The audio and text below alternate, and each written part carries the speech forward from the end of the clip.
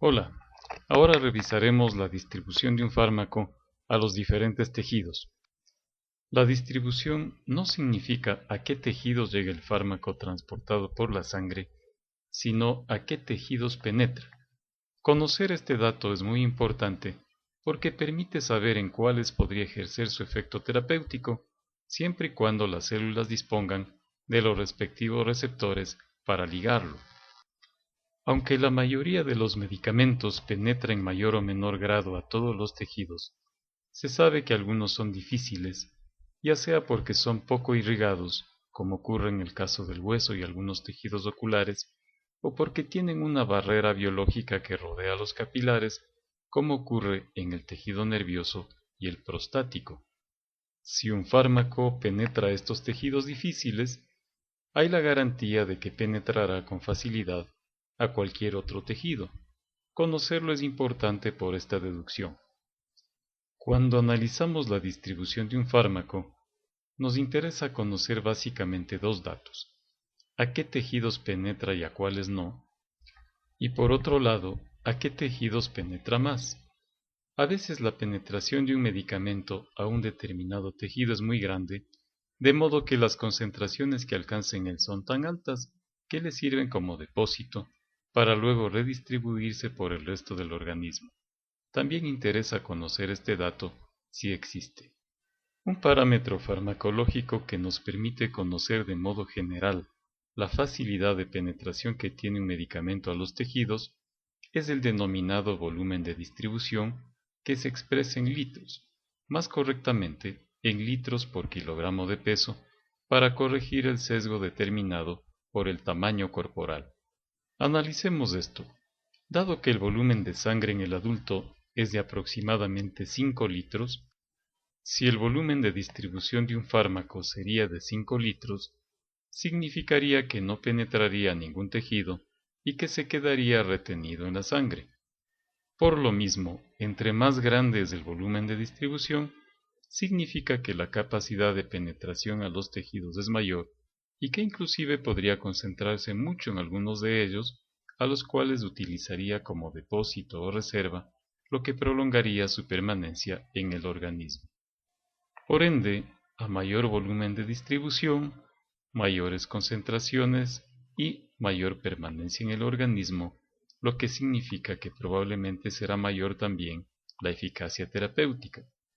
En este gráfico se resalta que para que un medicamento ejerza su acción curativa, llega al tejido afectado transportado por la sangre, pero debe salir de ella para poder actuar en las células enfermas.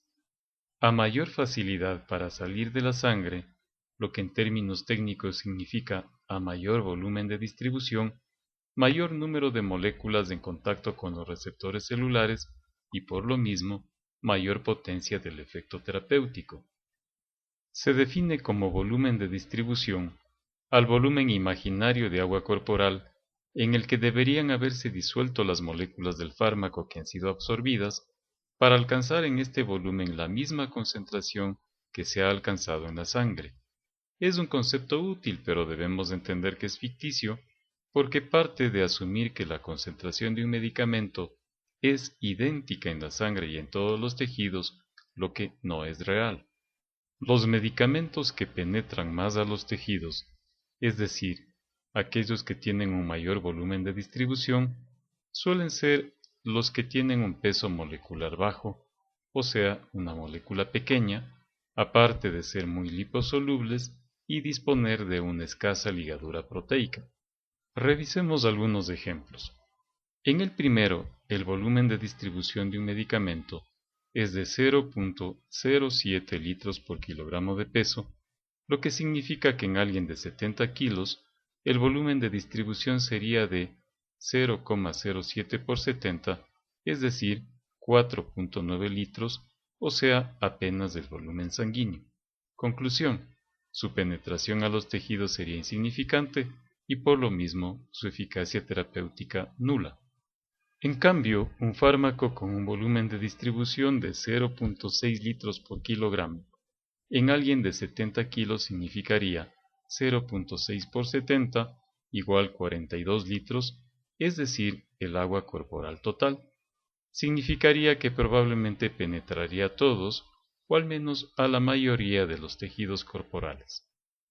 Finalmente, un medicamento con un volumen de distribución de 2 litros por kilogramo en alguien de 70 kilos daría 2 por 70 igual 140 litros, un volumen de agua enorme, inexistente, que lo que significa es que penetra con facilidad a todos los tejidos y que en alguno o algunos de ellos alcanza concentraciones muy altas, mayores a las sanguíneas, utilizándolos como depósitos o reservorios.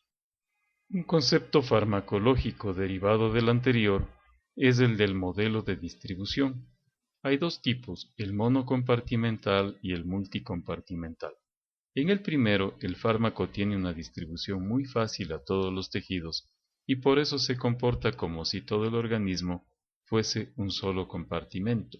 En el segundo, tiene alguna dificultad en algunos tejidos y va entrando poco a poco, como si en el organismo hubieran distintos compartimentos. Como conclusión, para que un fármaco tenga una gran eficacia terapéutica, no basta con que tenga un excelente mecanismo de acción y se absorba bien desde la vía de administración. Es indispensable que penetre en cantidades adecuadas a los tejidos enfermos y eso se mide con el volumen de distribución. Gracias, nos veremos en la siguiente lección.